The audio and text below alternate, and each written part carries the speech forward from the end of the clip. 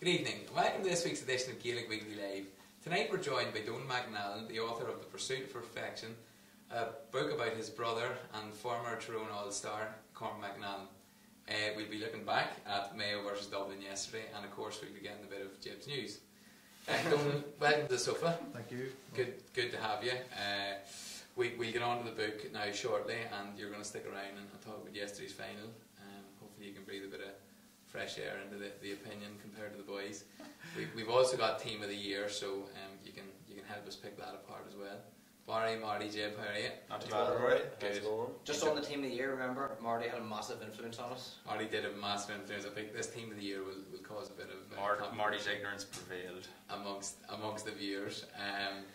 What we do? We're picking a team, and I put in a suggestion, and then absolutely nobody pipes up to say that it's, right, wrong, or any. We're not in a position to say it. Marty, you're ignorant, right? Marty, anyway, it's your stamp. Sorry, we didn't put Barry on the team, or Matty didn't get on the team, or I haven't time to be sitting on my phone at work.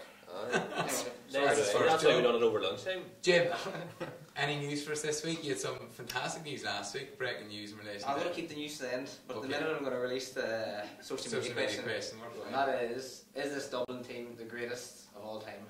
We've had this before, but... I suppose we're going back to the greatest team of all time, not the greatest Dublin team of all time, the greatest team of all time. Okay, folks, let us know what you think on that. I suppose it's probably one that's up for debate, I would imagine. Yep. But 3 in a row is it's no mean feat. Doesn't lie.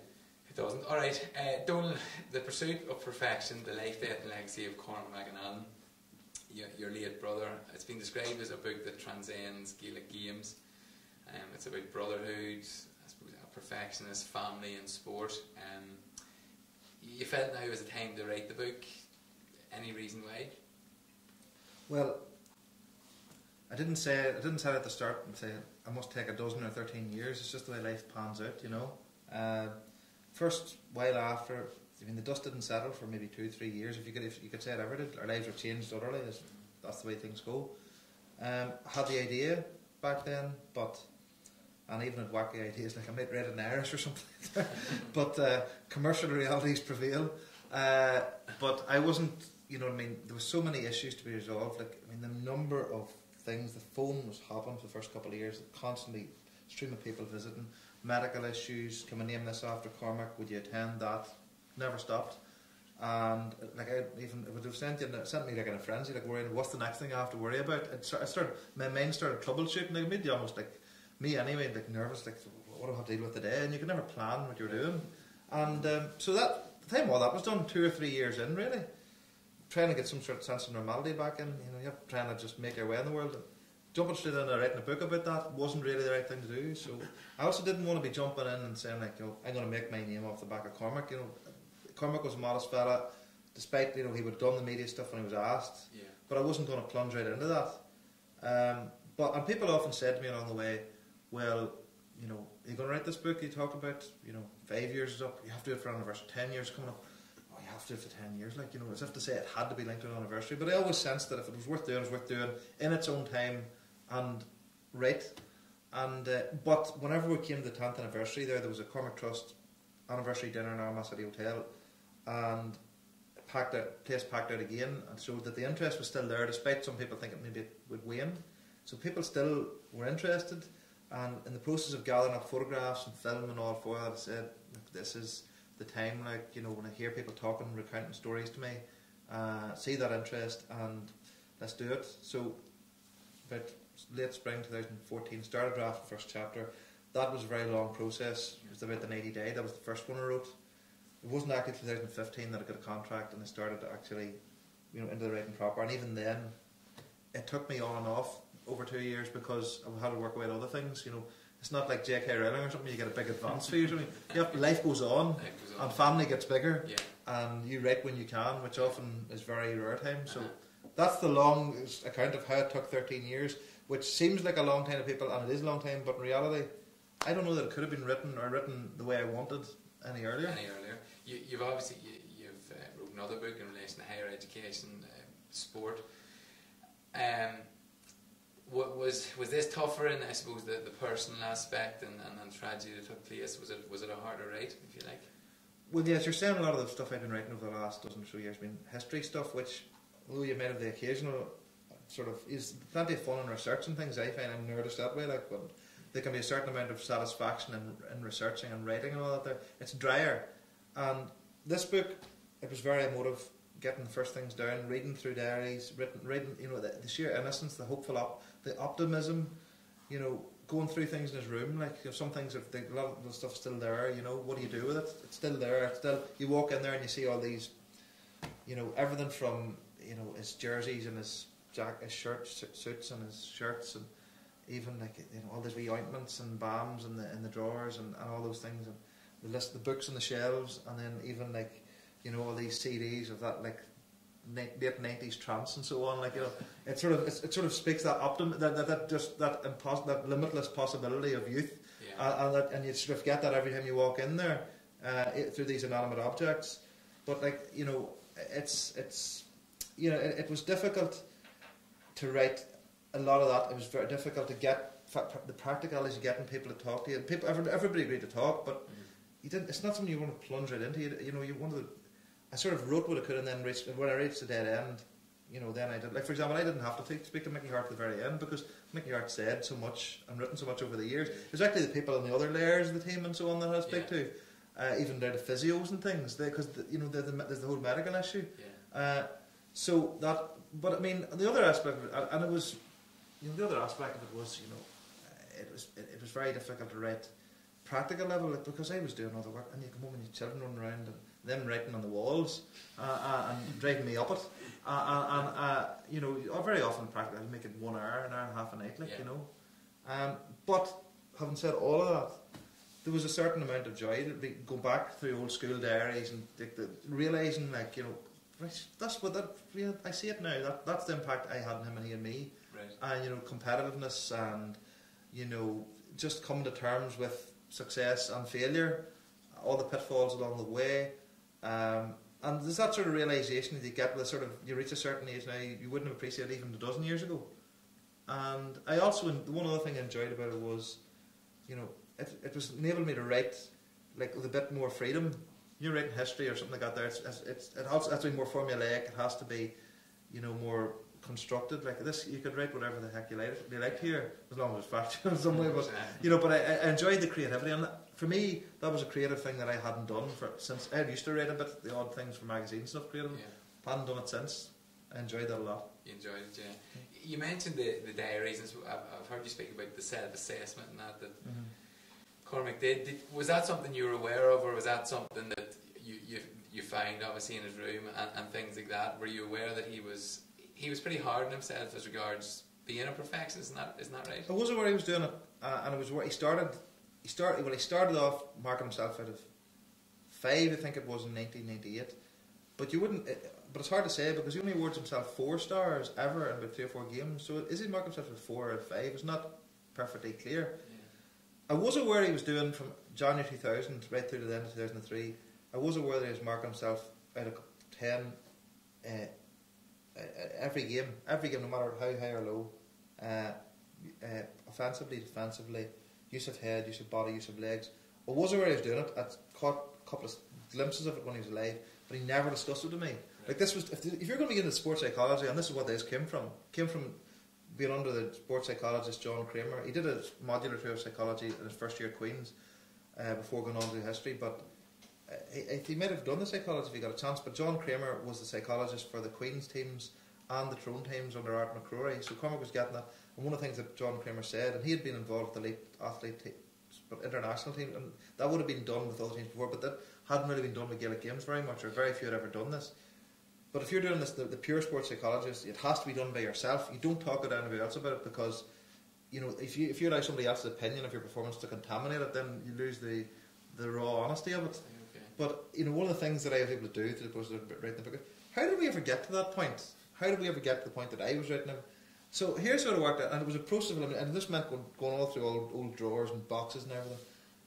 I only clinched this recently. I went back and found like a wall chart for Euro '88. None of you even remember that, like. And it's like all the scores of every match in the wall charts, and then the bottom compiled by Donal McAnallen and Cormac McAnallen. Now, I don't know why it was co-authorship, I don't know whether you insisted on it or I was just my usual magnanimous self. But from that point on, like every tournament, like World Cup, like there was so many, like a dozen magazines in the shop. We bought every one, filled in the same results every single match. Didn't matter how many times. Wimbledon, whatever was going, we were filling it in. Yeah. But whenever World Cup 90 was finished, I just found this recently, like on a wee page, red pen, Cormac My Complete Record. It was every match he played up there, and I had written it. And then by the next year, he finally gets on, like he's age 11, so he writes this thing on like A4 pages. So it's all the matches he played and in every position, and he starts giving himself, he awards himself caps. So he said primary school 11 caps. I threw on. So I was doing this. He sort of copied me, and we're doing this right through until like I kept doing it until a certain age, but then realised I couldn't be bothered this anymore. Like I was about 21. Like, I just suffered too many raw defeats. But Cormac, see, when I was just recording mundane analogies, like what colour the other team was wearing, as well as my own team list and what the weather was like and who the referee was, he just was like, how did I play? Or what the details of the scoring of, but how did he play from about 18 onwards? And you can see that's definitely part of his, hence the title of the book, but it's like very much part of his mentality. Yeah. That like he really dragged every last inch out of himself. And you say, I suppose, you're aware of, I suppose, from 2000 on. I suppose 2001, he was Young Footballer of the Year. 2003, obviously, Tyrone lifted Sam. He was an all-star. And then obviously, tragedy struck March 2004.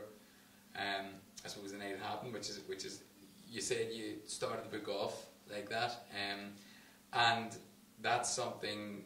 I suppose that you were there that night. It was a difficult occasion, of course. Yeah, well, like nobody had any idea. Like, I actually was driving home that night from Cavan. I suppose, and there was a problem with the headlights in the car. If you told me that, as I said in the book, if you told me that night somebody in our family was going to die, like I'd have said, that's me. Like, got home. Like he came home from the gym after school, was teaching, 7:30, had his dinner at Moore, and then he went and watched a bit of Ards and Air, it was the Sigerson Cup final highlights, and we had an argument whether I could record it or not, and he didn't want to record it, and he was right, of course, would ever watch it again, like.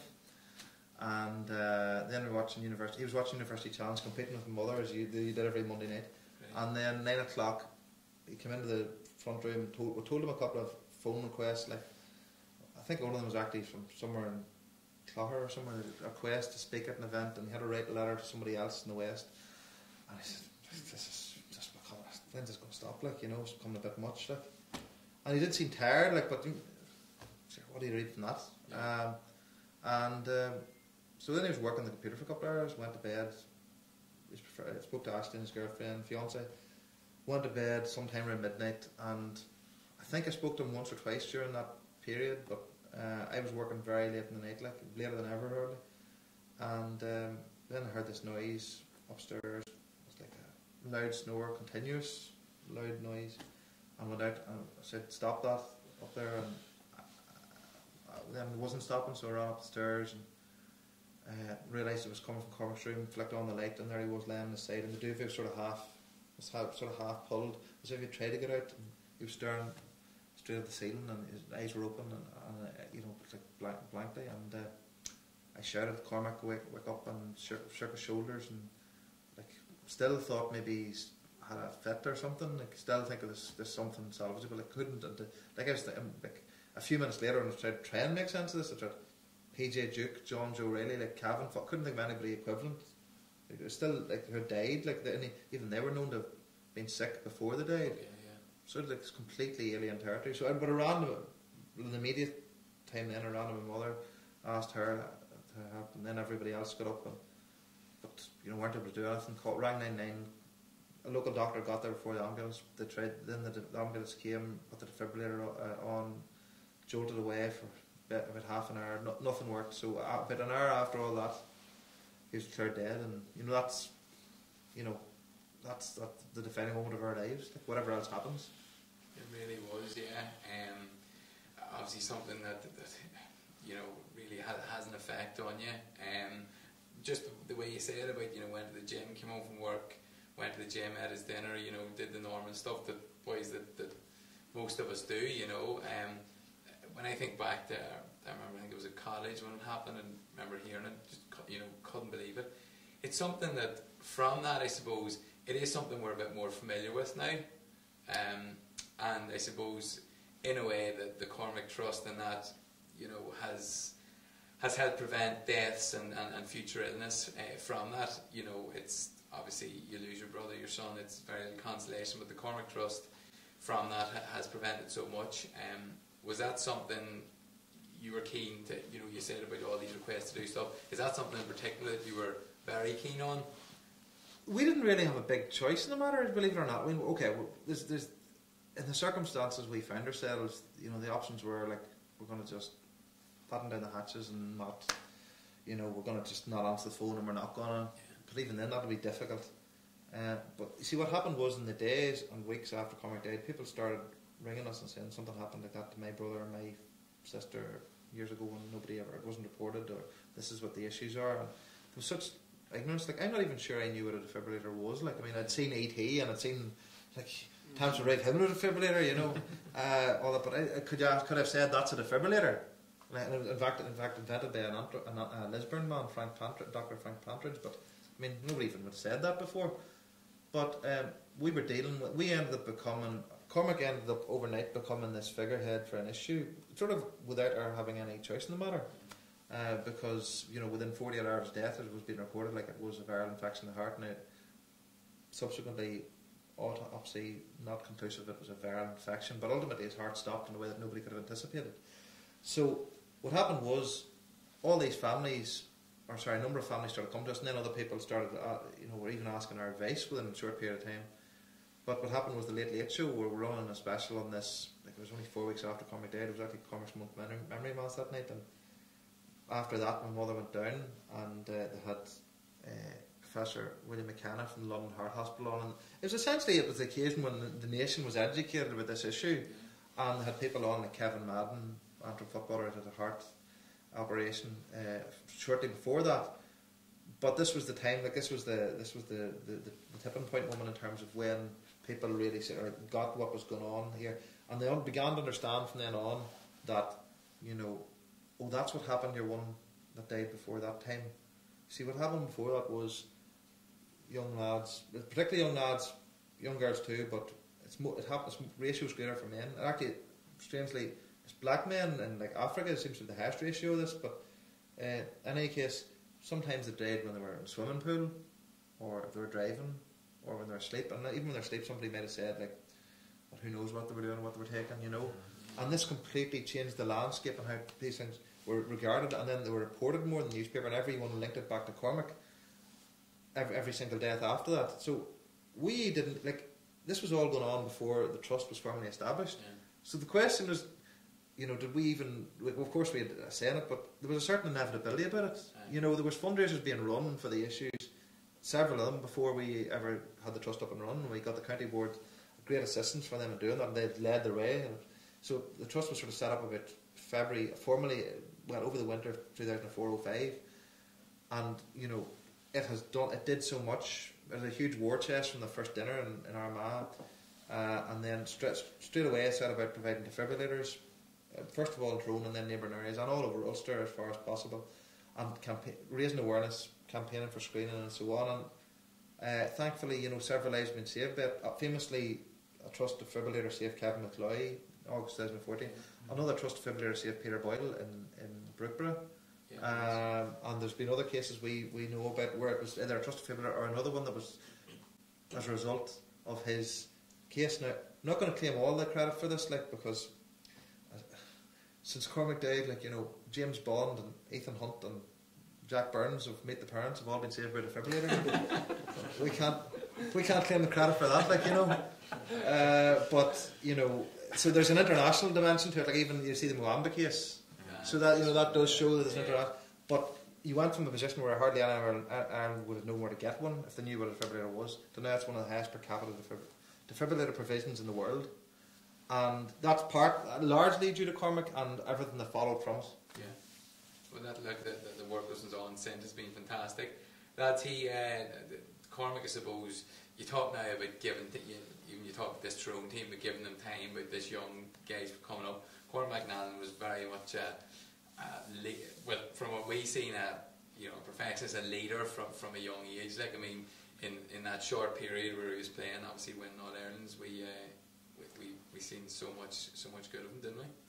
Yeah, I suppose he's part of that. There was a kind of a great crop of players coming up at that time, like, and he just was one of a few that just kind of really embedded themselves in that Tyrone senior panel at a young age, like, and the lads subsequently went on to win another 2 All Irelands after Cormac, but you have no doubt, like, the talent he had, he would have been there in 05 and 08 as well, and it's just kind of a sad thing that he was taken away. But in fairness to Tyrone and Mickey and that team, like, they really, they kind of plugged on in his memory as well, so it was good in that way, I suppose. Definitely. He's like a real role model, everybody knew Cormac McAnallen, everybody wanted to be like Cormac McAnallen. He was just a role model to everybody. He was way ahead of his time, what he done. Rolls Royce of a player too. It's like he just kind of like the same sort of version as Sean Cavan as well. Like, he was physically adept, like, at that age, and he was going to go on to.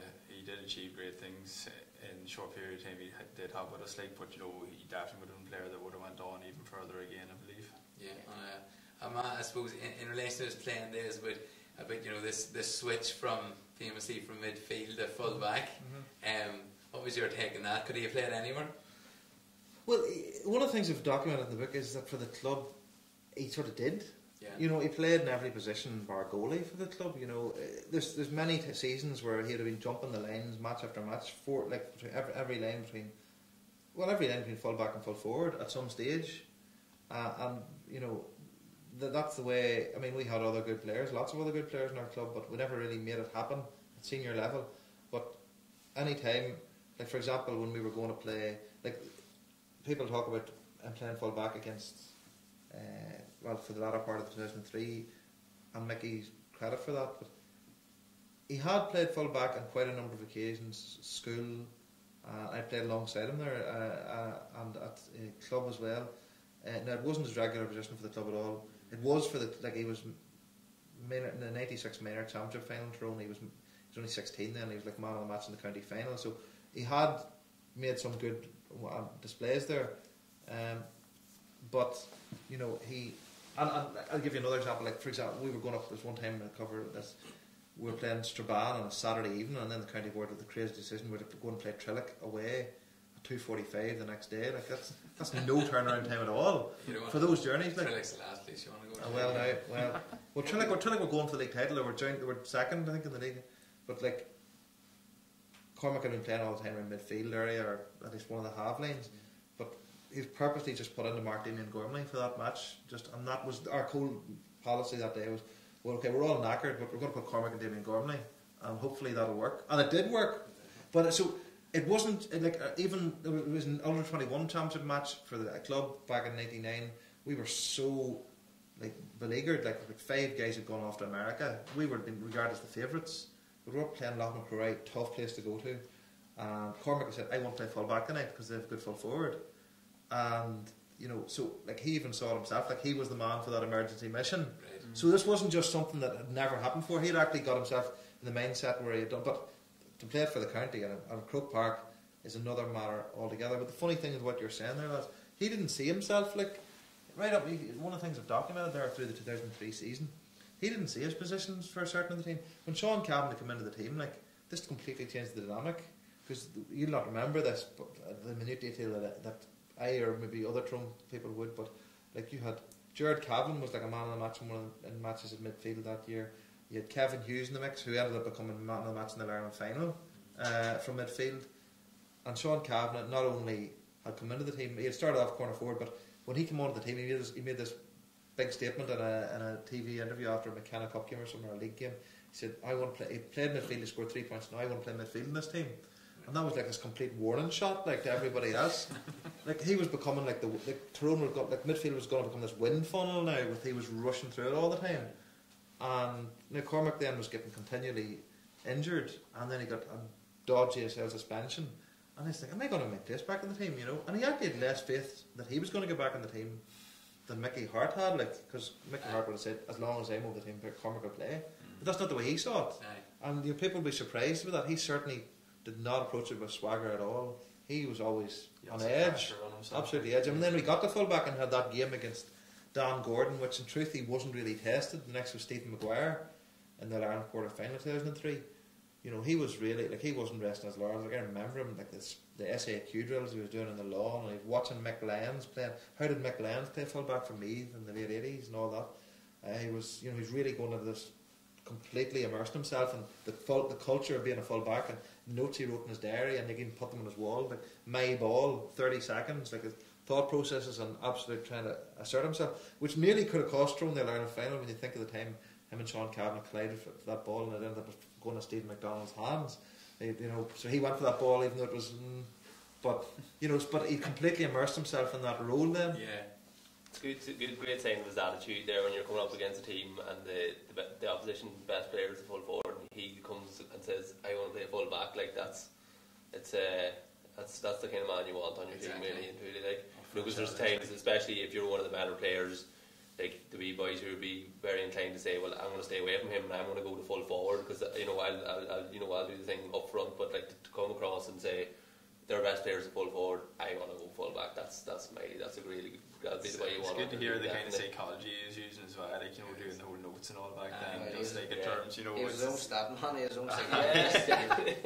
He got Fergus, or other brother, to, you know, before the 2003 final. Obviously, Peter Cannon had lifted the National League trophy in May that year, but he got him to Photoshop the Sam Maguire into the Peter's hands. Like, this was in his bedroom wall. Like, he really was big into that. Like, you know, I would never have been into that. Yeah, it's really interesting. Well, look, we look forward to reading the book, Donal. Best of luck with it. To all the viewers, obviously it's available out there widespread across the nation. Great to have you in. Obviously stick around. We're gonna chat Dublin Mayo. So we'll have a wee break. Paddy's going to play the highlights and we'll come back to assess it and team of the year after this.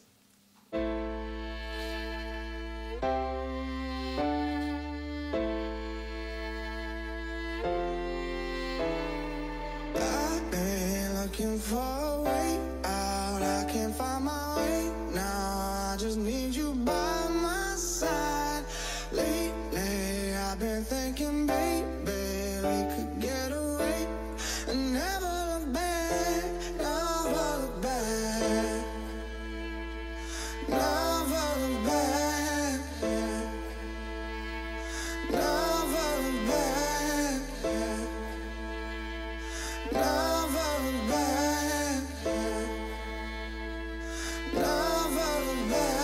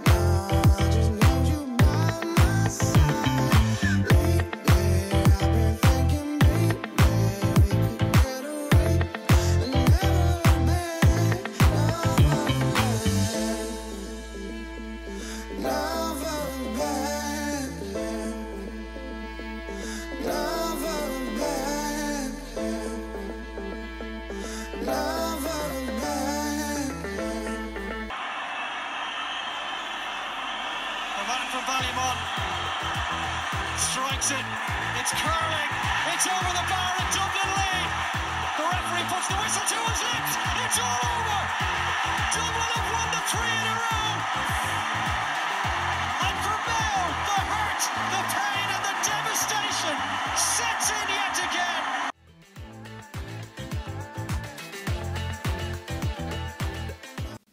Okay, so Dublin left 3 in a row, 117 to 116. Thrilling game, lads. Yeah. Discuss. That was a class spectacle. It was really, really great game of football, like, and that's what you want in the All-Ireland final, really and truly. Like, it just had a wee bit of everything, you know, and the high intensity, high energy. Like, Mayo as per usual, conceding an early goal, and kind of bad memories of 2004, 2006, 2012. But in fairness to them, like, they really put Dublin to the pin on their collars from, I know obviously the goal was conceded, but in the first half they really bossed Dublin out of it, and probably the losing of the game maybe was not being further ahead at half time because they had dominated the game so much, A couple of cheap chances that they had. Yeah, they did. Going through, like, where you'd expect just to tap it just over, drop soft, it short. yeah. Jason Doherty with a few chances as well. Silly shit.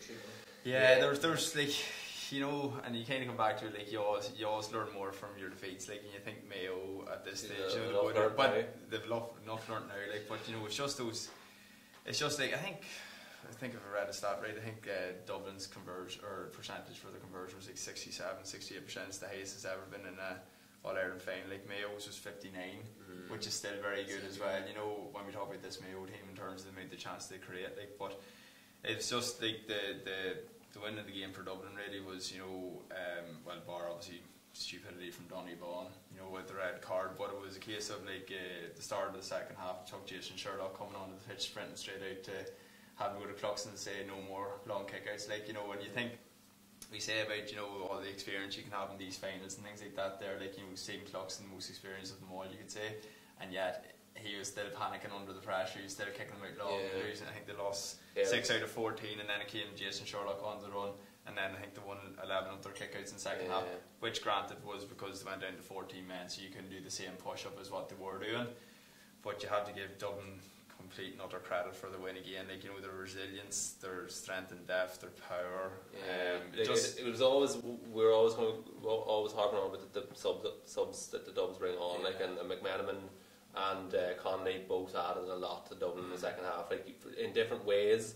McManaman, who just brought this buzz and the power and the pace and kicked a great point. Gets the crowd going straight away. Yeah, he does. Yeah, and Connolly, kicked a great point as well. He was a lot more composed, and he brought composure to the Dublin attack, because it was really hell for leather in those last few minutes, and they really needed to get a point or two. But it was Connolly was the man who was kind of, taking the game and just telling the players around him to calm down and be cool, because they needed a wee bit of composure to get themselves together to get the points to win the match. Well, I suppose you say composure at the end and going hell for leather at the end, but as Barry mentioned, I suppose Donal Vaughan sending off was just it was a rush of blood to the head, and I can understand that he was going into probably to highlight the fact to the referee that this was a definite.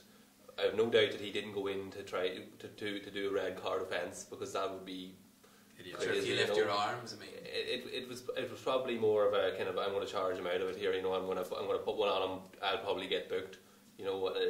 Debatable whether or not I suppose it was a red card to the letter of the law, and it made it so easy for Joe McQuillan to not cop out of giving John Small. He may have said, "Oh, I'll take him," or "I'll let him go," or whatever. But once Donal Vaughan done that, it was the easiest decision. But like the thing is, like, I know what you're saying there, give McQuillan an easy option, like, but regardless of what happened, it was a straight on shoulder charge to the chest, so it was either going to be a second booking or a black card, so one way or another Dublin were down to 14 men, and like we talk about small gains and inches and stuff like that. That was a scoreable free kick for Killian O'Connor. Like, that was going to be, I think that would have put them too clear, and they were in the ascendancy at that stage as well. So, like, now that's not to say, like, we say whenever teams go down to 14 men or whatever, that the referee may sway the other team's way to kind of bring a wee bit of fairness into it as such, like, and I probably could have seen that happening, yes, to be honest with you. Could have given these wee free kicks here and there that Dean Rock might have slipped over, but like, when it came into the melting pot, the last 5 or 6 minutes, just the condition of the Dublin team, they kept going, like, that last, like, in terms, David Clark, I think, was a wee bit suspect in a couple of the kickouts, the last two especially. But even with that free kick that Chris Barrett gave away, Mick Connolly was going through them one way or another, like, and if he had went through, he was going to probably tip it over anyway, so Barrett had to, like, try and take him back, but full credit to Dean Rock then at the end of it, having the composure to do it. Do you think it was a red card for? I actually, no, I didn't. I wouldn't classify myself as John Small's biggest fan. Like, separated from the football, and Dublin deserve all the plaudits they get. I looked at it from one angle, and I thought he was sort of going down before he was contact. I thought he seemed to be making his journey downwards before he was actually. And the question is, it's like one of those. It's like somebody goes in to tackle somebody in the ball and they duck their head. You know, I felt like Donny Vaughan came in clumsily and stupidly, if you want, but I do not think it. And there has to be a consideration of intent. The striking action, like. But I don't. Like, you know, the thing. I don't think he intended it. No, there wasn't like from your put this way. If it was in the middle of the game and Donny Vaughan came up to John Small, done that, John Small would have stood his ground. Simple as that, you know. And like, I know I saw at the end of the game, like Donny Vaughan was going straight to the linesman after it. He was having words with him, so I'm not sure if it was McQuillan's call or not. I think it might have actually been the linesman call. He didn't seem to argue too much. All the same. He did, like he knew he was stupid. Yeah, he just what was the point? Like he knew he'd let his team down. No, I think 40,000-50,000 Dubs roaring as well, off. It was pressure. It was the intention was to do a bit of roughhousing, like, and to really highlight the foul that Small was after doing. But don't raise your arm then. I think it was just that it was clumsy. Maybe it was the fact that O'Shea nearly made a grab for him, or maybe he was stepping trying to over get around someone like Boyle or something. But then in the end up, then his arm ended up going that bit higher than he would have been intending. Like Small play acted going down straight away. Like we were comparing it. Remember we were saying Scott Neal, like whenever he got sent off before half time. Like, that was a lot more clear cut. Like without a doubt. Like, but you know, at the same, like, you know, it's the same thing. You gave the referee the option to send you off. You know, don't give him the option. You're thinking Donny Vaughan's how long playing for Mayo? Probably 10 plus years now. Not a dirty player. No, he's not a dirty player whatsoever. Just take a breath, step out of it. You know what the referee's going to sort. Whether he goes off or not, it doesn't make a difference. You're still sticking with them. But I long for the day. I find it hard to enjoy it as a pure spectacle because there's so much one Mayo to win, another to win. Yeah. But I long for the day when in a big match, and it doesn't seem to happen, 50-50 calls don't go. Dublin don't get at least to have 50 break. Like so often you've seen it, your own county or whatever county doesn't get the calls, but Dublin always seem to get their fair share of them.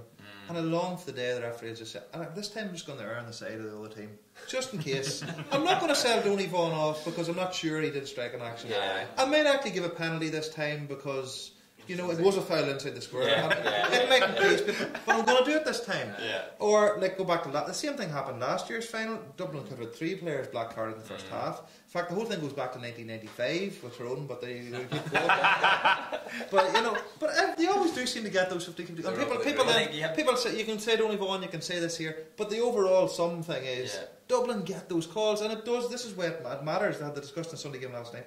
But this is where it does matter about playing at home, and okay, you're not going to play that Ireland final anywhere else, but that thing applies right through the championship. They do get the bounce of the ball and the 50-50 decisions right through, and that effect percolates right through everything else. Well, he has been nicknamed at the time Joe the Dubs. So. But you have the chat about, like, you know, boys taking too many steps. Conor O'Connell. It was a great goal. It was a great goal, but like the man took about 10 steps. Even that fist of point that Dean Rock got down the end lane, he must have took 12 steps before he got his fist. The commentator, I was watching on Sky, not sure you were watching, but he actually said, well, the referee had his hand up there, so I think he allowed the overcarrying, which happens from time to time, and that's crazy. Like, that's not the advantage rule. Like, you know, the advantage rule is you've been fouled, get a shot so away. you know you've got an advantage, but it doesn't mean you can then, like, you know, go back some steps, do whatever you want with the ball. Like, you can't start throwing the ball because you've got the advantage or anything like that. There, you know, you can't overcarry the ball because you've got an advantage. Like, and then the same token, the Keegan incident for the penalty, Joe McQuillan didn't have his hand in the air before Keegan was dragged down, but when he was dragged down, he was like, well, right thing to do here is bring it back out, and we give it, you know, the free kick at the end of the first half was the one that really got my goat, because the 2-point margin at half time would have been, you know, good for Mayo. I know it's only 1 point, but it still made it was a psychological difference. You know, the last kick of the game was Dublin point to go within a point. You know, Kilkenny got the ball, he probably had 4 steps, he ran into Mannion, he went to ground, it took him a second to get up, then he had another 2 or 3 steps, and then he got fouled, but he hadn't played the ball, you know. I do agree with Donal there that there was marginal calls yesterday that did go with the Dubs' way, but in fairness, you can't take away from the match itself. You can't, no, and you can't take away from the 3 in a row. But James Horn called it last night, and there was a Tyrone man that said to me today about, you know, he went against what Kavanagh and Hart and these other people have been saying about bigging up how good this Dublin team are, and he was calling it back and saying, you know, they're probably not as fantastic as everyone is making out.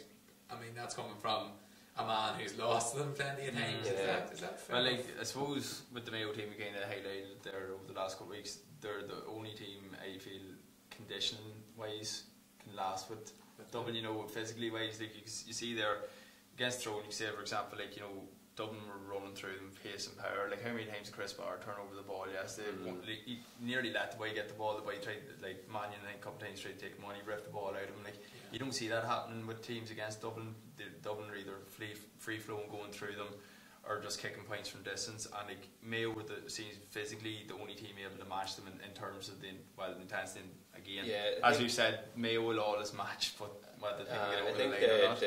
The fact that he started Owen O'Gara is testament to what Barry's saying about the Mayo physicality. Like, you know, he let O'Gara in there in place of, you know, probably slighter, you know, more skillful forwards because of O'Gara's power. You know, maybe to make them think about putting Aidan O'Shea all-star full back and the full back again. But didn't work out, like, more to come. You know, more to follow on that. No, that's just saying that the Mayo physicality is incredible. Like, and God, Mayo. I think that, you know, like Kerry obviously their shortcomings are really evident in the replay against Mayo, but Kerry on their day will never be too afraid of the Dubs, like, you know, and you know, they beat them in the league final.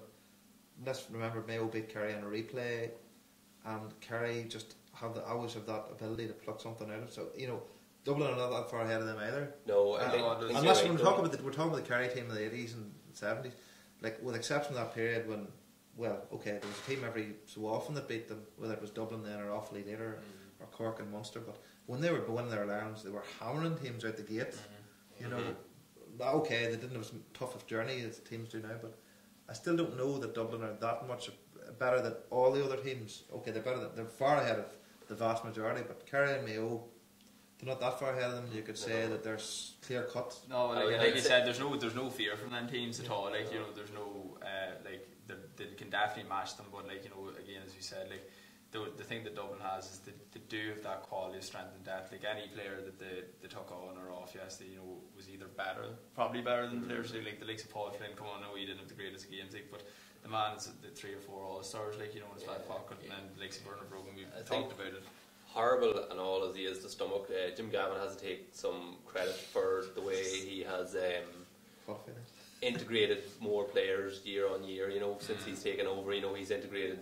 You know, we talked last week about the, you know, possibly 6 players that played last year's All-Ireland final, not playing this year's All-Ireland final, and letting players like Bernard Brogan and Diarmuid McConnelly, Paul Flynn, as Barry's saying, sitting on the bench. You know, Michael McCauley to a lesser extent, but like, you know, they in any other county and in any other great team, you'd probably plugged on with those tried and tested and let them go, because basically they've won us in All-Ireland. They're probably going to be able to do it again next year. Maybe they will, maybe they won't, but he's kind of brought this level of hunger with these younger players and the fitness that they bring and the physicality that they bring, and it has worked really well. But do you not think he has the luxury of doing that? These are above average. But no, the thing about it is, like, he's introducing these younger lads, but like, then it's those senior boys that aren't playing that are itching within these in-house games and within the match that they're coming on to really perform, because there's such competitive edge to want to get in the starting 15.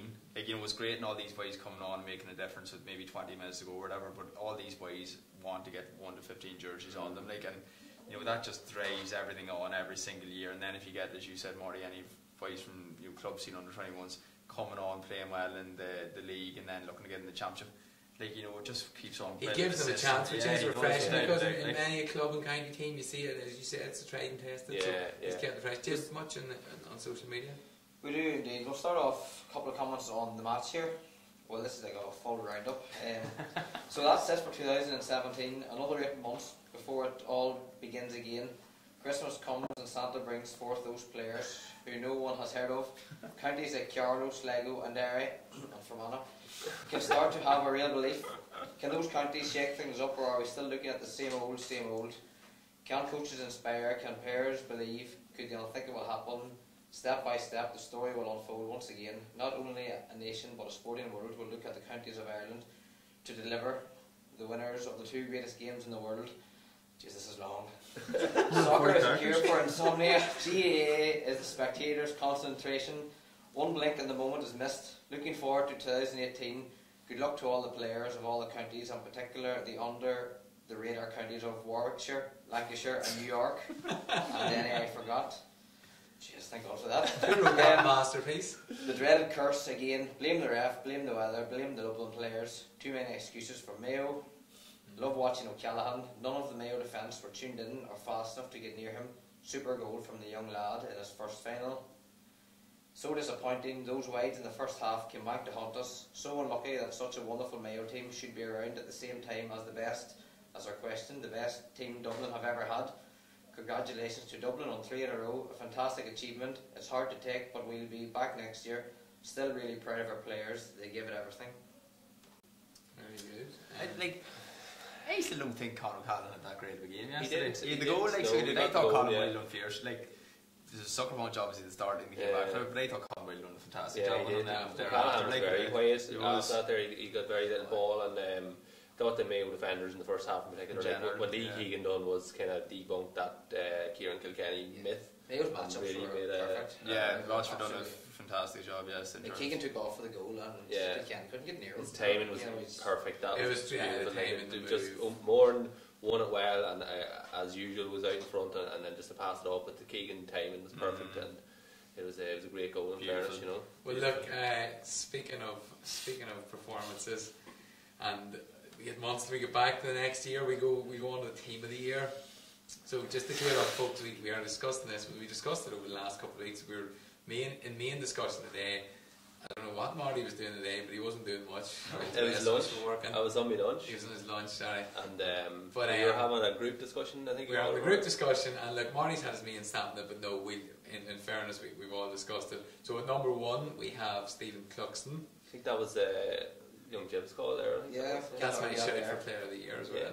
Yeah. Well, anymore. his Hey, first half Has yesterday to be more. has put him out of the run. Well, of that. let's look. I mean, I think until yesterday, I think 86 out of 97 of their kickouts were won. But look at the opposition didn't put it up to them at all until yesterday. There Like, was No, no- opposition sat back, opposition's pressed. They just couldn't work them out. And then yeah, in fairness, he did his kickouts against Rome were excellent. You had a choice of two, right? There's either Cluxton or Clark. Yeah, And Clark's in Clark. due to the Messed win up yesterday. yeah. Yeah, Clark's just last couple of kickouts. last Just, you know, saloon, like, and kick it over the line. Completely just Should have went brought in haywire. Henry for that last 5 minutes. Yep. True. Okay, now the full back line reads Barrett, Aidan O'Shea, and Keith Higgins. So the All Ireland winning team will have one member in the full back line. Just ask him to explain. Chris Barrett, in fairness, had an excellent year, and he had an Agreed. excellent game yesterday, and he was probably in line for man of the match yesterday. They did. Keith Higgins again has been outstanding all year. Kicked a goal in the quarter-final against Roscommon. Cian O'Sullivan, the reason he's not in full back is because He's got too much going for him. he predominantly hasn't. Yes, he's got a lot going for him. Too much going for him. And he predominantly hasn't really had He's the a mark. beautiful man. Beautiful man. That's a given. But he realistically, whenever any of the teams he's played, he's been a sweeper. He hasn't actually had to do a man mark. We have a sweeper in the team, and I think he's the best sweeper in Ireland. So Donal, have you any opinion on this? I think Cian O'Sullivan. I don't think that Cian O'Sullivan. Like, people talk about Cormac and talk about transferring from midfield to full back. And a few players have done that. Either Sean Walsh did it, and really Conor Deegan did it, but for down. But like, what Cian O'Sullivan has done, we're saying there, one at Ireland medals maybe 3 or 4 different positions, and nobody ever hears him speak very much. You hardly ever hear anything about him, and he's just everything he does is so effortless. It seems. You can't overlook the fact that he is the full back on the Ireland team, and he has been efficient at everything he's done. I couldn't pinpoint one particular moment that he's shone above any others, but I just think he probably would be worth his place in that. Did he line. mark Kieran Donaghy? Well, in fairness to Aidan O'Shea, he, for growth in a position, I think he'd come on leaps and bounds as a full back this year. The first day out, he had a tough time against Donaghy. The second day out, he had an excellent game. But it's a bit of a hat tip to Aidan O'Shea himself, who has had a pretty good season. He did really take Mayo by the scruff of the neck at times in the qualifiers, and then when it came to the first half yesterday, I thought he was immense. He really did play excellent stuff, albeit around the middle. the second day against Kerry, he had a great game as well. It's a bit of a hat tip to Stephen Rochford for probably the call of the year. Like, really and truly, everyone was still talking about it after the draw and match. Everyone was still talking about this, putting Aidan O'Shea back to full back. It wasn't the right thing to do. Probably wasn't the right thing to do, but it took the focus off the fact that Kerry didn't have a full back line. You know, and maybe from, as we just to mention other counties, you know, obviously that were in the final. Maybe like a Fintan Kelly from Monaghan. I thought Ronan McNamee had Ronan really good McNamee, years. Fintan Kelly was very good. Yeah, 3 goals. The Down captain, possibly. Sorry? The Down captain. Oh, in the O'Hagan. corner. You know, worth a note to mention, but obviously the final teams generally Get the pick, take like, over, yeah, you know. yeah. Okay, on to the half back line. So we have Colin Boyle, Lee Keegan, and James McCarthy. Any particular reason James McCarthy is in a wing half back? Well, he's generally known as a wing back. Like, He's you know, played most of the season. He has played. Well, Aidan O'Shea is not known as a Whoa, fullback. whoa. You asked me a Yes, question. Chris Barr doesn't know as a quarterback. Aidan O'Shea's done. We've got the full back line out of the way. Aidan O'Shea's in his 3. We're happy. Barry's got his stamp, but Barry signed it. It's all done. Hey, no, James McCarthy, like, he's predominantly known as wing half back, like, in Eastman midfield, but he's kind of always within that half back line. He did play most of the game yesterday at half back. He went back to and half he back. played the games earlier on in the season at half back as well. Yeah, our guest 2 weeks ago told us about how for 55 minutes he just stuck with him in midfield. He's saying, but he's a phenomenal athlete, so he is, like, and he really, like, I know. That was one game, Rory. They played 6 this year, and he played, I think, 3 of them. Although he had a number 8 on his back or number 9 on his back yesterday, he moved when Jack McCaffrey went off after 10 minutes. He was playing wing half back. Who would you have had there? You're not very happy about this Probably decision. would have Jack McCaffrey. Jack McCaffrey, Dublin had one tough game all year, and he didn't play in it. Yeah, he didn't play in the final. they had a free run of it, like. Jack McCaffrey, like, This is why it's up for Lee Keegan debate. hasn't played well all year, bar yesterday. what? Keegan only had a good game yesterday. Alright, sure, right. Alright, He- Chip. he- I don't think- Alright, Chip, alright. He hasn't had a good No, season. right, he hasn't had a good season. Look, Right, I don't right, think- right, Jack right. McCaffrey. I don't think anyone would disagree with Colin have Boyle. no. Most definitely. No, For the 55-minute man to get in and all Ireland, Yeah. like, fair play to him. Like, you know, we actually Anyone else worth a notable mention there? Paddy Durkin probably, like, for his Yeah, 25 minutes. Cormac McAnallen had good seasons most of the Very good nomination. O'Hanlon, is it O'Hanlon? O'Hanlon for Down. You know, he Freeze as well. Yeah, he really had a good year as well. I don't think any of the Kerry half-back line didn't really stand up to be counted as much. Hamzy, I think, was closest there. Yeah. He did have a Ulster Championship in particular. He was excellent. He was. Okay, midfield then we have Colin Kavanagh, who at this stage, if he's denied another one, He has to get one. We were talking about sweepers. The role he plays for Tyrone and the way he's been doing it the last couple of years, it's the best. He's the best at it in the country, definitely. You know, Kerry tried to do a makeshift sweeper in 1 week, and they got shown up badly for trying to, you know, for disrespecting the role. Like his high fielding, his tackling, his blocking, and then score taking as well. I think he had an excellent year. He's a fantastic reader of the game. Like, you know, and he's inspirational for the Tyrone team now. Like, you know, he does come up with these points as well. Yeah, like, you know, but you know, he's been denied thus far, and I mean this year, you know, when you look at the Dublin midfield, I suppose when you look at the options that Mayo have at midfield, it's a tough position. Well, that's the thing. Like, you know, you have to take a look in the Brian Fenton as well. He's had another very steady year. Like, well, sorry, the other before we said the other person named is Tom Parsons. But like, just the quality alone for midfield, like David Moran as well, and things like that for Kerry. You know, like these boys are in those positions. They're all at least an 8 or 9 out of 10 for most of the games they're playing during the championship year. Like, so they are.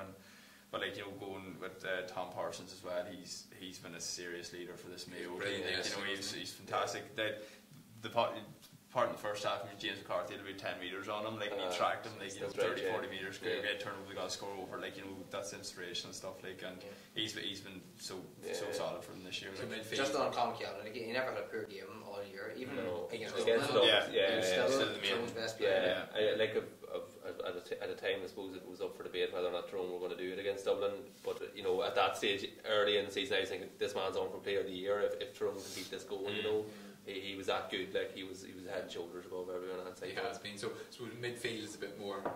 Well, then we've got Aidan O'Shea at full back.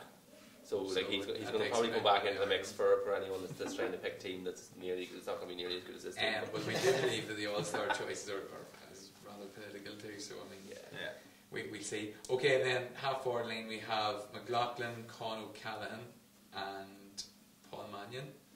Yeah, well, Cormac McAnallen probably is shoe-in, I think, for probably after the semi-final for Young Player of the Year. Like he's been in the outstanding kind of new kid on the block. He's had a hell of a year. He's won an under-21 All-Ireland and a Leinster. He's won a club hurling All-Ireland and a Leinster, and he's won a senior football All-Ireland and a Leinster. And it's a fair enough season when he's going to top it off with a Young Player of the Year, and I'd say an All-Star at number 11. I don't see anyone getting in the way there. Kevin McLaughlin is just it's good to see him not as a sweeper this year. Yeah, like he's slightly reminded me of Brian Dooher times yesterday. Just his engine, his work rate. I think he's maybe the highest appearances of anyone on that Mayo team. Like he kicked 2 points yesterday, 2 great points. Like, and he's never a bit underrated. Yeah, he's never present, and he's really. Honestly, a bit like Donal, it took me a while to Donegal Walsh. Yeah, I'd appreciate the work that he does and how good of a footballer he is. Probably to the leg it do her, and that this constant work, and then I suppose you had a bit of scoring. There's a reason why these boys are on the team every week, like, and it's just their work rate and he is the linksman between the midfield and into the full forward line. His range of passing is superb. Like, and he's deceptively quick when he's carrying the ball as well. And he's a serious worker for that. And we went for Mannion was your baby, Barry, I think, was he? Yeah, I just think like the thing about Mannion is that you can have him in the wing, you can have him centre half forward, you can have him in corner forward. Like, there's a lot of interchangeable positions he can go into. Like, and just even like Dublin needed to start well in the second half yesterday, and the ball that he won, quick turn straight over the bar from 40 metres out, like it was pure class. Like, and I just think this year he really came of age. Like, he's got such a drive about him, his pace, power, like, and his precision. Like, unfortunately he should have got a goal yesterday. Really, it was a great shot or stop from Clark, so it was. But bar that, like, I thought he had an excellent game. Justified decision of leaving Bernard Brogan on the bench too. Yeah, without doubt. Yeah, and so Brogan's come on this year. He hasn't set the leg either, like a lot of the Dublin subs generally do. Yeah. Could be. I don't know. Like, I'd say Brogan's probably coming to the end now. Like, this could be his last. Maybe I'm only speculating. Jib's news. Bernard Brogan. These Dubs get these big sponsorship deals. Well, that's it. The more TV ads you have, it's But and so it's hard to argue that. But Peter Hart. Yeah, he's been outstanding. He's had a great year. Yeah, I suppose Dublin. It's kind of the biggest compliment you can get, because Dublin really targeted him whenever they met Tyrone. Like, they knew that the power he has. Like, Rory Grugan as well. I thought it was a very good year for him. He was very good. He was steady like all year through. Was is there anything that we can't think of the wee Cubs in the end. Played for Cork, the wing half back when we're going on with I was at it. Shooter, he's nearly a shooter for that. The next of the two Murphys from Chiardo as well. Like, they probably never really mentioned and Shawnee Murphy and Brett Murphy. One thing we completely forgot about is the Connacht champions as well. There's a few of the Roscommon players who you always have to get Roscommon mentioned that. But in fairness, Marty's call. Yeah, that's it. So it is hard to argue with that. It's with that. We have a couple of comments on that team. A couple of people giving out. Owen Gormley, Barrett, cornerback, sorted out. As in, Barrett? He's not happy. Where does he want him? Out? Owen, where do you want him? Where do you want him, out or where? I think he wants him somewhere else, but Right. Very difficult to pick. Easier to pick a squad of the year and might do the season more justice, as there were others who had fine seasons that weren't to mention. Dean Rock, Colin Kavanagh, who wasn't it? Conor Harrison, David Clark, Killian O'Connor, Daniel Flynn, or a few others that have just exceptionally played well all year. I didn't think Killian O'Connor had the greatest of years. No, he just seemed off the boil. Like, I don't know whether that was Andy Moore being the main man this year, and it took a bit of light off. So he is the top scorer now. Oh no, again, which you take for granted. You do take it for granted, but the majority of the scores is place balls, which you need for. But if you're going to give Dean Rock a place, But I'm not giving Dean Rock a place. Alright, okay. Your signatures on it.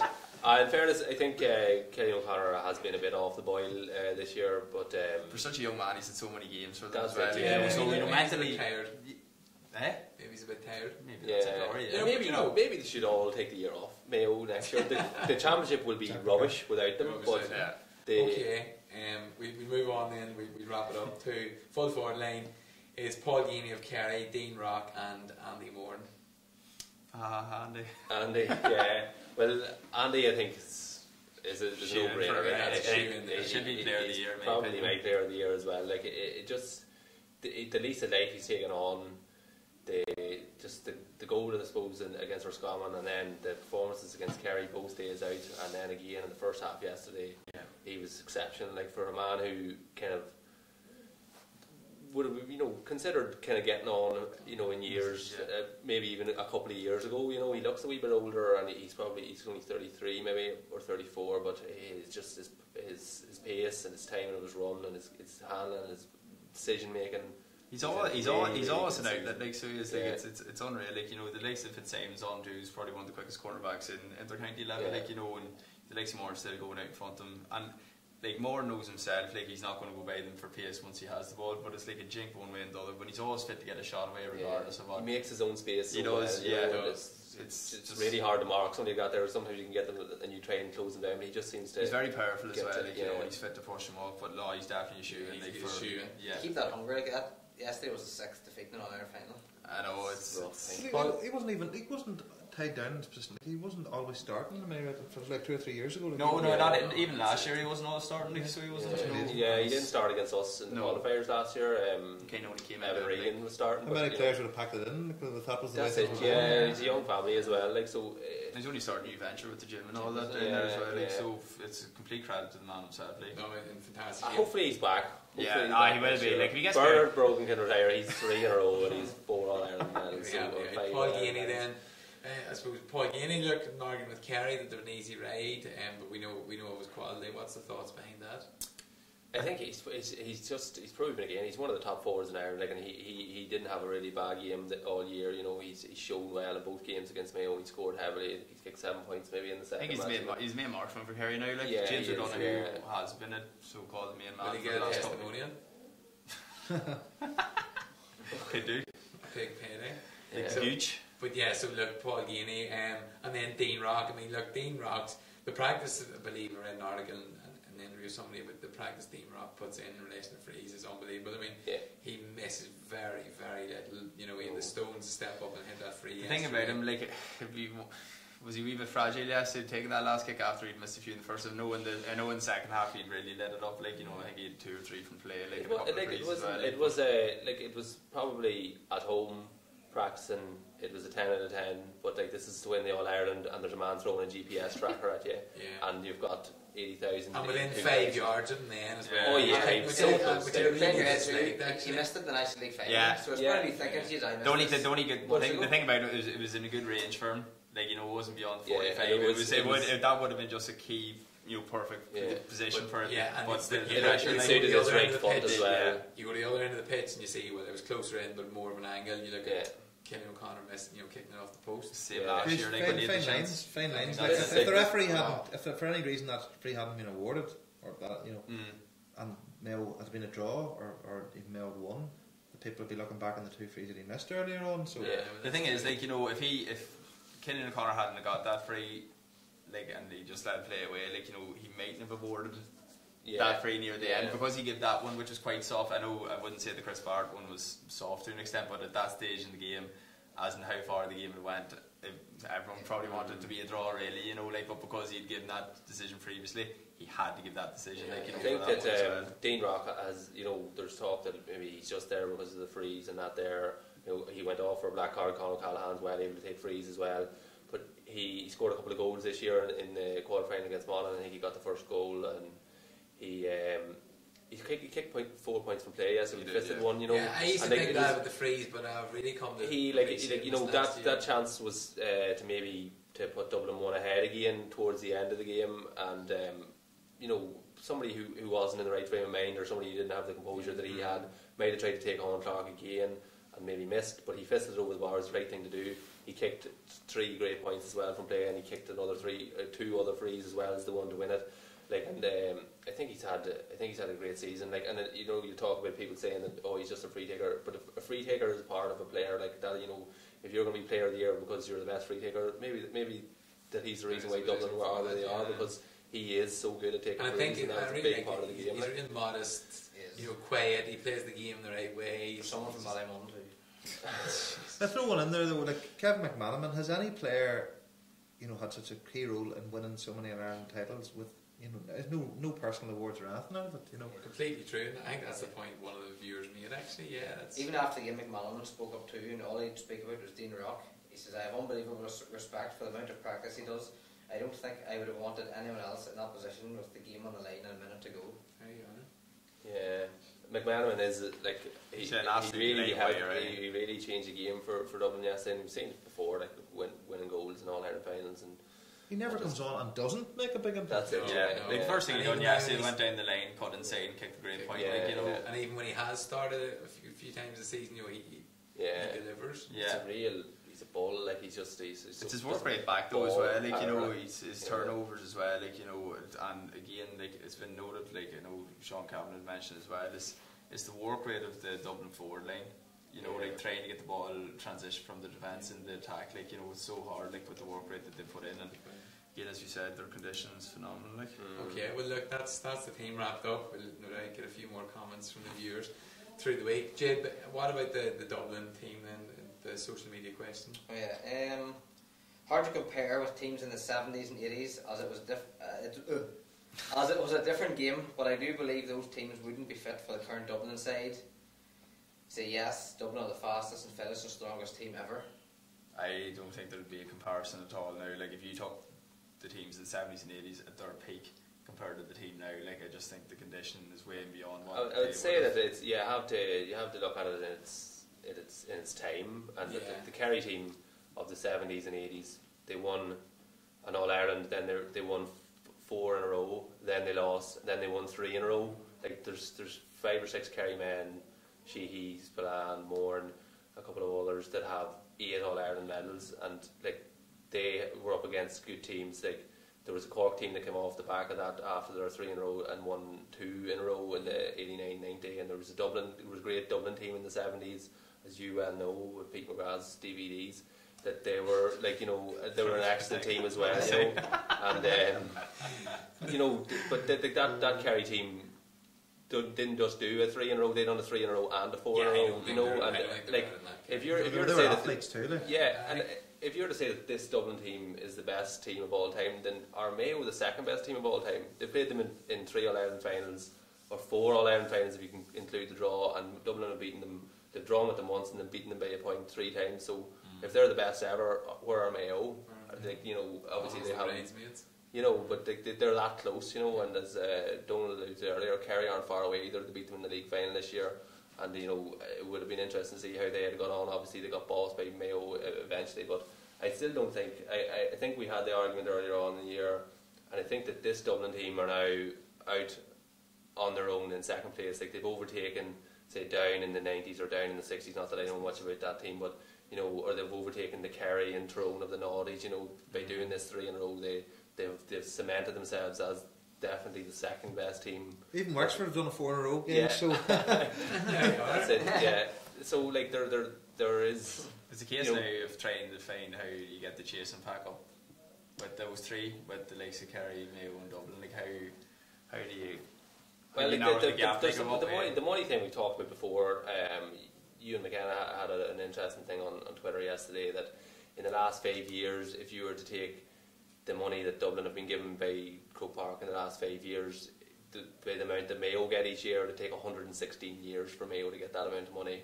That's the kind of money that's being pumped into this Dublin team. And we talked about it, that they're getting 5 times more per capita. Like, so this is not anything to do with because there's so much more of them per person, per population. Yeah.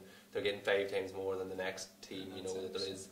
The Dublin GA is getting more from Central Council than the entire province of Ulster. Like there's definitely certain things. I think when you break it down to points like that, actually, that's there's an issue there that wealth needs to be redistributed. Like it does seriously need to be looked at, and obviously there has to be a centralised pot, like a percentage, like a higher percentage for the more money goes into a pot where it's spread out then amongst everybody. Like, but there has to be a complete breakdown in terms of like funding that each county's getting, and then just like it has to be a fair playing field, like or else there's absolutely going to be no way that the gap is going to be like.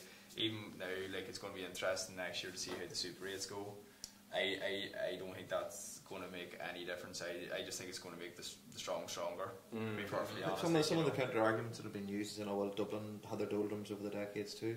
But the difference now is, apart from the very much capital specific funding, is that sponsorship has totally skewed the picture, because if AIG can give 1 million plus every year, I don't even remember the figure, but that wasn't a factor up to 1981, and even Arnott's probably was on a much lower level. But now you've got that level of sponsorship. That really has a big impact on team preparation and all the wee perks for players and all that go along the way. And we talk about American sport like it's, we think about American sport, at least in first instinct, as this model of capitalism and but there's all the checks and balances in American sport and professional sport, draft systems and salary caps and all those things. And the ironic thing is, we talk about the GA's amateur, and there's no caps on sponsorship, no redistribution. I mean, you couldn't have a draft system under the current structures, but there has to be something to rebalance it, because it certainly the sponsorship factor and the skewed funding is another one of many factors which completely flies in the face of any idea of it being simple amateurs. And of course it's not pure amateurs when there's money involved, but there has to be a sort of an element of it to create a level playing field, or at least make it somewhat fairer than it is. Like even what we were saying, in terms of, if you're looking at an individual aspect of the player, like we'd said a couple of months ago, it's all the small percentages. So if your daily life is made easier, then obviously you can concentrate more on your football. Like you talk about some of these players getting their Mondays off work, they have X amount of sponsorship, they're getting cars, they're getting whatever, X amount of money for wearing whatever clothes or boots or whatever, so that's making their life easier. Maybe that's to work less hours in a week so they can recover and put in the amount of extra work that's needed, Alan Rogan was saying, I think it was Alan Rogan was saying recently that, they changed their trainings, more training in the morning than in the evening, when everyone living in the city and everyone living in the same locale, it makes it so much easier for even simple things like that there. They'd done a lot more training in the morning time, meant that you had your home time, your family time at home was you're getting a bit more. And the fact that you're out and you're in training before the traffic and you're away to work, then you haven't got any major distances to travel, because everyone's in the same place. And most of them are running not most of them are running their own business, but a lot of them are running their own businesses it's all backed up, right? It's good that these boys are getting the chance to open up a couple of gyms, or I think that one of the lads has a nutrition business, and that will be backed and helped out by the Dublin GA and by the GPA and different things they got there. And it's great, it's good that the inter-county players are treated in such ways, and but it needs to be it needs to be across the board. There's big talk about David Clifford yesterday, about the AFL and this kind of thing, and hopefully Kerry can hold on to him, but I know Kieran Kilkenny possibly went there from Dublin, but there's very little talk about great underage Dublin players going away, because perks are such as a Dublin GA player that you're practically a professional as it is.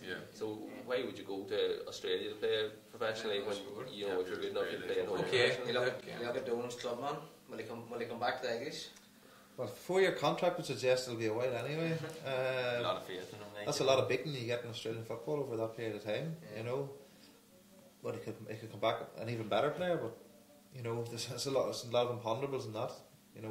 I know I'd love to see him back playing for English and Tyrone, but if they've kind of given him a 4-year contract, a lot of the ways you're in the rookie scholarships, if they don't break in within the first year, they're away back home. We'd see he's now in his first year. If he's a Dublin player, he'll be home.